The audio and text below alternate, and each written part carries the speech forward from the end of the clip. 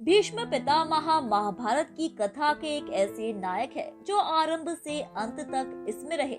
भीष्म पितामह ने जीवन भर अपनी प्रतिज्ञा का पालन किया और हस्तिनापुर को सुरक्षित हाथों में देखकर ही अपने प्राणों का त्याग किया। उन्हें देवव्रत व गंगापुत्र आदि नाम से भी जाना जाता है। भीष्म पितामह एक महान योद्धा थे। सभी अन्य योद्धा उनके युद्ध करने से डरते थे क्योंकि उन्हें हरा पाना असंभव था। किसी कारण भगवान परशुराम और भीष्म के बीच में भी एक बार युद्ध हुआ था, परंतु इस युद्ध का कोई परिणाम नहीं निकला। इस युद्ध में किसी की भी विजय नहीं हो रही थी। इस युद्ध से होने वाले नुकसान को देखते हुए भगवान शिव ने युद्ध को रोक दिया। भीष्म पितामह का नाम सुनते ही हमें एक पराक्रमी योद्धा का सशक्त चेहरा याद आता है। एक ऐसा पितृभक्त पुत्र जिसने अपना पूरा जीवन एक प्रतिज्ञा को निभाने में निकाल दिया। एक ऐसे निष्काम कर्म योगी जिसने अपने पिता के लिए अपने जीवन, अपनी इच्छाएं और अपने सुखों का त्याग कर दिया। पुत्र की कामना से शांतनु के पिता महाराजा प्रतीप ने गंगा के किनारे तपस्या की। उनके तप, रूप और सौंदर्य पर मोहित होकर गंगा उनकी दाहिनी जगह पर आकर बैठ गई और कहने लगी, राजन, मैं आपसे विवाह करना चाहती हूँ। मैं जहनु ऋषि की पुत्री गंगा हूँ। गंगा पुत्र भीष्म पिछले जन्म में धो नामक वसु थे। एक बार पृथु आदि वसु अपनी पत्नियों के साथ मेरु पर्वत पर भ्रमण कर रहे थे। वहाँ वशिष्ठ ऋषि का आश्रम भी था।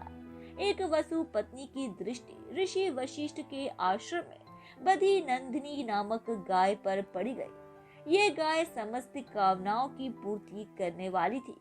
उसने उसे अपने पति धो नामक वसु को दिखाया तथा कहा कि वह ये गाय अपनी सखियों के लिए चाहती है, आप इसे हर ले। पत्नी की बात मानकर घो ने अपने भाइयों के साथ उस गाय को हर लिया। वसु को उस समय इस बात का ध्यान भी नहीं रहा कि वशिष्ठ ऋषि बड़े तपस्वी है और वे हमें श्राप भी दे सकते हैं। जब महर्षि वशिष्ठ अपने आश्रम आए तो उन्होंने दिव्य दृष्टि से सारी बातें जान ली। वसुओं के इस कार्य से क्रोधित होकर ऋषि ने उन्हें मनुष्य योनि में जन्म लेने का श्राप दे दिया। वसुओं को जब ये बात पता चली तो वह ऋषि वशिष्ठ से क्षमा मांगने आए। तब ऋषि ने कहा कि बाकी सभी वसुओं को तो शीघ्र ही मनुष्य योनि से मुक्ति मिल जाएगी, लेकिन इस घो नामक वसु को अपने कर्म भोगने के लिए बहुत दिनों तक पृथ्वीलोक में रहना पड़ेगा। ये पृथ्वी पर संतानहीन रहेगा। महाभारत कथा के अनुसार गंगा पुत्र भीष्म व घो नामक वसु थे। श्राप के प्रभाव से वे लंबे समय तक पृथ्वी पर रहे तथा अंत में अपनी इच्छा मृत्यु से ही अपने प्राण त्यागे। हालांकि मृत्यु के दौरान वे 6 महीने तक वाणों की शैया पर लेटे थे। इस दौरान जब भगवान कृष्ण भीष्म के पास आए और उनसे पूछा, मैंने ऐसे कौन से पाप किए हैं कि वाणों की शैया पर लेटा हूँ पर प्राण नहीं निकल रहे हैं। भगवान कृष्ण ने कहा कि आप अपने पुराने जन्मों को याद करो और सोचो कि आपने कौन से पाप किए।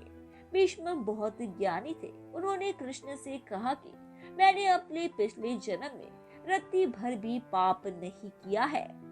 कृष्ण ने उन्हें बताते हुए कहा कि पिछले जन्म में जब आप राजकुमार थे और घोड़े पर सवार होकर कहीं जा रहे थे, उसी दौरान आपने एक नाग को जमीन से उठाकर फेंक दिया और कांटों पर लेट गया था, पर 6 महीने तक उसके प्राण नहीं निकले। उसी कर्म का फल है जो आप 6 महीने तक बाणों की शैया पर लेटे हैं। पितामह भीष्म ने आजीवन ब्रह्मचारी का पालन करने का वचन अपनी माता को दिया था। इसमें इतनी शक्ति है कि कोई भी योद्धा उनसे युद्ध के बारे में सोचता भी नहीं था। उन्हें हराना नामुमकिन था। उन्होंने मृत्यु को अपने अधीस्त कर लिया था, परंतु भीष्म की मृत्यु विधाता द्वारा पहले ही लिखी जा चुकी थी। धन्यवाद दोस्तों। उम्मीद है कि आपको हमारे द्वारा बताई गई जानकारी काफी पसंद आई होगी। इसलिए ऐसे ही रोचक तथ्यों और रहस्यों को जानते रहने के लिए हमारे चैनल को सब्सक्राइब करें, अपनी प्रतिक्रिया कमेंट बॉक्स में दें, उसे लाइक करें और अपने दोस्तों रिश्तेदारों को भी इस जानकारी से रूबरू कराने के लिए हमारे इस चैनल को ज्यादा से ज्यादा शेयर करें। धन्यवाद।